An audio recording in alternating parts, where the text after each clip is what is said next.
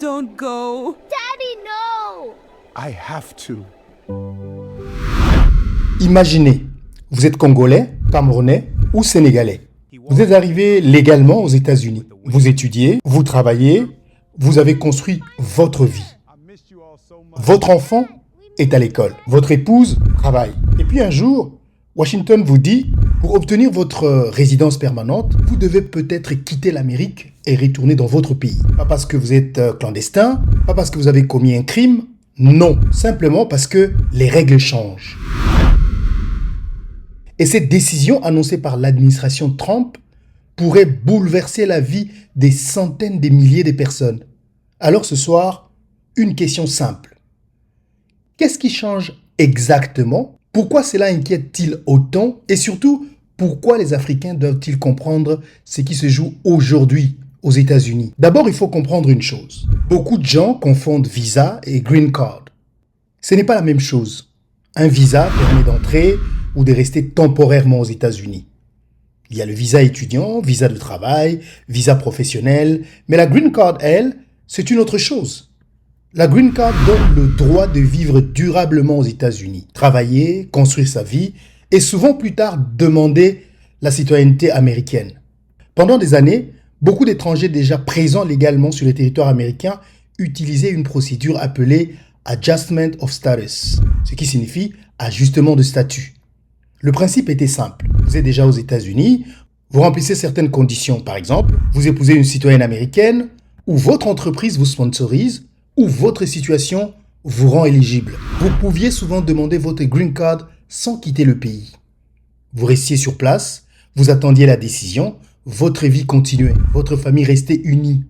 C'était la logique. Maintenant, Washington veut inverser cette logique. L'administration Trump dit, sauf circonstances extraordinaires, la plupart devront désormais retourner dans leur pays d'origine pour demander leur résidence permanente. Autrement dit, plus question pour beaucoup de rester aux États-Unis pendant le traitement. Il faudra passer par ce qu'on appelle le traitement consulaire. Exemple concret. Vous êtes un ingénieur congolais, vous travaillez légalement à New York, votre entreprise veut vous garder. Avant, vous pouviez parfois faire votre transition vers la green card depuis les États-Unis. Alors demain, vous pourriez devoir retourner à Kinshasa, passer par l'ambassade américaine, attendre des mois, parfois un peu plus, et c'est là que l'inquiétude commence. Parce qu'ici, nous ne parlons pas seulement de papiers administratifs, nous parlons des vies humaines. Imaginez un père aux États-Unis, une épouse américaine, des enfants scolarisés.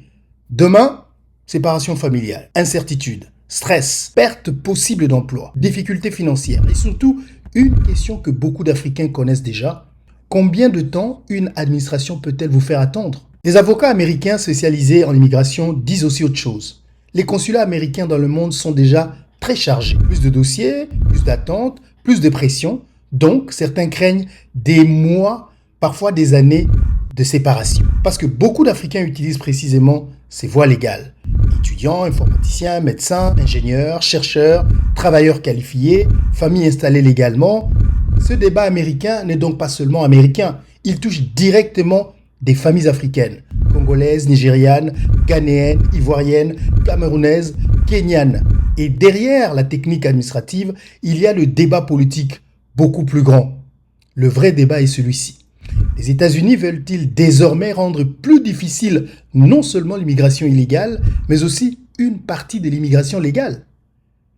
Les défenseurs de la mesure disent qu'il faut protéger le système. Les critiques disent on ferme progressivement la porte. Voilà le débat. Et retenez bien ceci.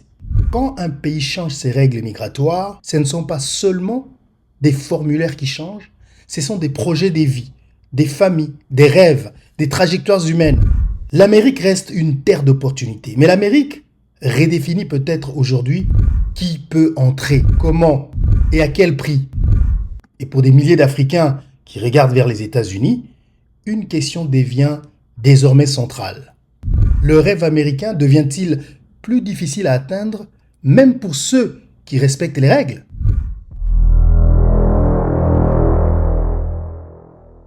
Je suis Marius Mounga et vous regardez Kinshasa Télévision.